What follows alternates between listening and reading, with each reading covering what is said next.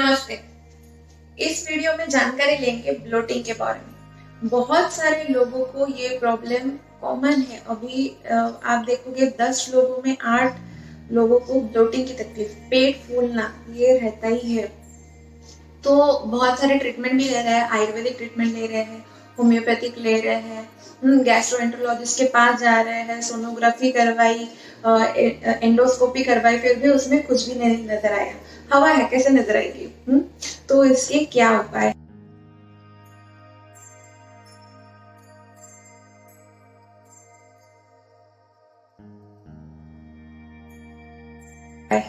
हम क्या कर सकते हैं? तो सबसे पहली बात कि आप अपना खाना चबा के खाइए। ये सारे वीडियोस में मैं बोलती हूँ, सारे कोई डॉक्टर्स आपको बोलते रहेंगे कि आप जो भी खाना खा रहे हो अच्छे से चबा चबा के खाइए, क्योंकि हम जितना जल्दी खाते हैं उतनी एयर पेट में चली जाती है, ज्यादा खाना जाता है। तो ओवर ईटिंग, आपका ओवर ईटिंग भी एक कारण है आपका पेट फूलना। तो खाना अच्छे से चबा के खाना है और ओवर ईटिंग अवॉइड करना है। जब आपको भूख लगी है तभी आपको खाना खाना चाहिए। दो खाने के बीच में बहुत सारा अंतर रहता है। बहुत बार हम खाली पेट रहते हैं तो भी पेट में गैस बनने लगती है। तो उनको जो गट बैक्टीरिया है, जो पेट में जो बैक्टीरिया है, उनको भी टाइम टू टाइम कुछ ना कुछ खाना देना जरूरी है। तो और हमारा जो पित्त है, पित्त तैयार होता है, उसको भी हजम करने के लिए कुछ ना कुछ तो देना जरूरी है। अगर हम ऐसा नहीं करते हैं तो भी पेट में गैस बना रहता है। तो जो खाने के नियम है कि चबा के खाना खाना चाहिए, जब भूख लगती है तब खाना खाना चाहिए, जरूरत से ज्यादा, भले आधा खा लो, बाद में भूख लगती है ना तो वापस खा सकते हैं, लेकिन उल्टी नहीं कर सकते। तो ये आपको ध्यान रखना है।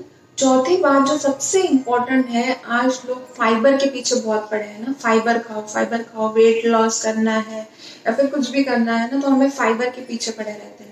लेकिन ब्लोटिंग में है ना, फाइबर खाने से और भी ज्यादा तकलीफ हो जाती है।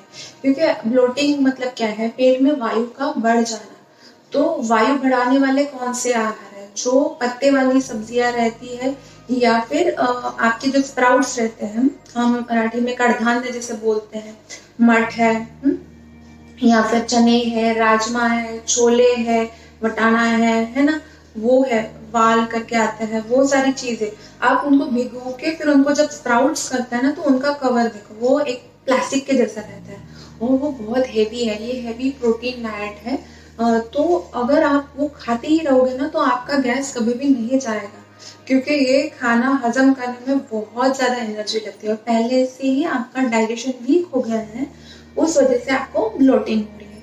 दूसरी बात, सैलाड्स, कच्ची चीजें आप जितना ज्यादा खाते हो, गाजर है, ककड़ी है, ये सलाद और ये प्रोटीन, ये किन लोगों के लिए जिनका हजमा बहुत स्ट्रांग है, फिर भी उनको बहुत ज्यादा भूख लगती है, तो उन लोगों को भूख कंट्रोल करने के लिए एक फीलिंग, सेटिस्फैक्शन का क्या बोलते हैं, संवेदना देने के लिए उनको सलाड्स एंड प्रोटीन्स खाने के लिए, स्प्राउट्स खाने के लिए बोला जाता है। लेकिन अगर आपका डाइट ऐसा रहेगा और आपका डाइजेशन वीक है तो ये कंडीशन और बिगड़ती जाएगी। तो थोड़े दिन के लिए आपको, जब तक आपका डाइजेशन अच्छा नहीं होता है, आपका ब्लोटिंग कम नहीं होता है, तब तक अवॉइड फाइबर्स, मतलब कच्ची चीजें और ये स्प्राउट्स है ना, वो अवॉइड कीजिए। आपको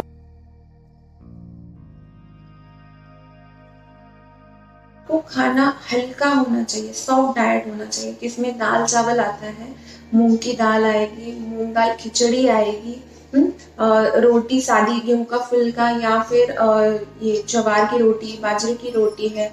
और सब्जी भी आप एकदम पतली सब्जी, ज्यादा ड्राई फूड मत खाइए, सब्जी आप पतली सब्जी, रस्से वाली सब्जी बना के आप खा सकते हैं। छाछ का सेवन आप कर सकते हो, जो आपका डाइजेशन इम्प्रूव करेगी। छाछ में बनाई हुई सब्जियां भी आप खा सकते हैं। तो ऐसा अगर आप खाना खाते हो ना तो आपका डाइजेशन धीरे धीरे धीरे सुधर आएगा। ये खाना हमेशा गरम और ताजा ही होना चाहिए। गरम गरम खाना है वो आपके वायु को बढ़ने नहीं देगा, और उसमें 1 से 2 चम्मच घी डाल के आप उसका सेवन करें।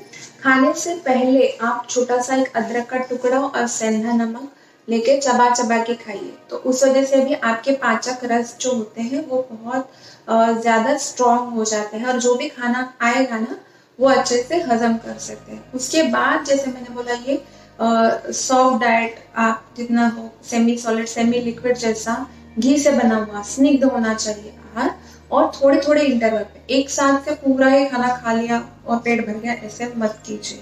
हाँ, तो थोड़ा थोड़ा खाना थोड़े थोड़े अंतर के इसमें आप खा सकते हैं। और खाने के 1 घंटे के बाद आपको कंपलसरी गर्म पानी पीना है।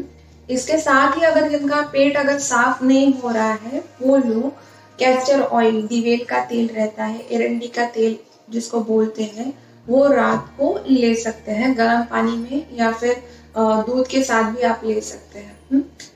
गर्म दूध में, गर्म पानी में 1 से 2 चम्मच आपको डाल के लेना है।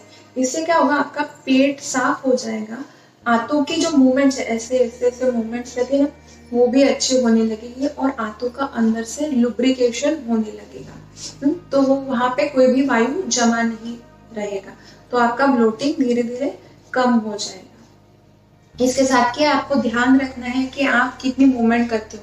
अगर एक जगह पे ही आप बैठ के रहते हो, बैठ के ही आपका काम है, या फिर चलना बहुत कम होता है ना, तो भी आपकी आंतें जो है ना वो वीक हो जाती है। एक जगह पे बैठने की आदत उनको लग जाएगी और उनकी मूवमेंट कम हो जाएगी, और ये मूवमेंट कम होती है तो भी वो वायु को जमा करने लगती है। तो आपको थोड़ा थोड़ा चलना फिरना, स्ट्रेचिंग एक्सरसाइजेस ये करना बहुत जरूरी है। मोस्टली जो सिटिंग जॉब वाले हैं, वो लोगों को इसकी ब्लोटिंग की तकलीफ होती है।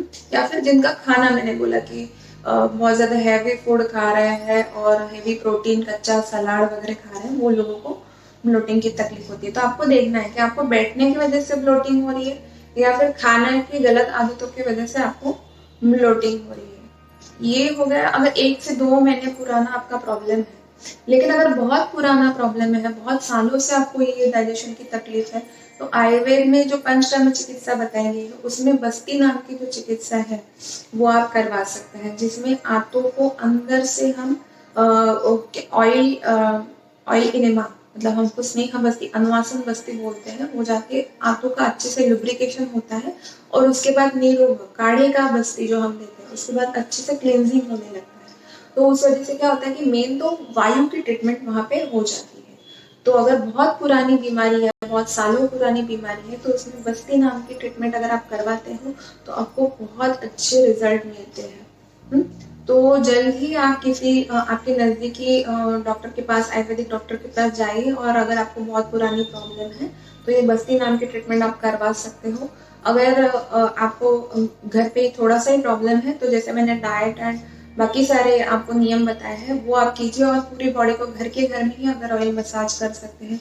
सोने के समय अगर आप पेट को अच्छे से मसाज करके सो जाएंगे, खाने और मसाज के बीच में कम से कम 2 घंटे का अंतर तो चाहिए, तो पेट को थोड़ा सा क्लॉकवाइज मसाज करेंगे और फिर गर्म पानी की थैली से सेक करेंगे, तो भी आपको काफी फर्क पड़ेगा।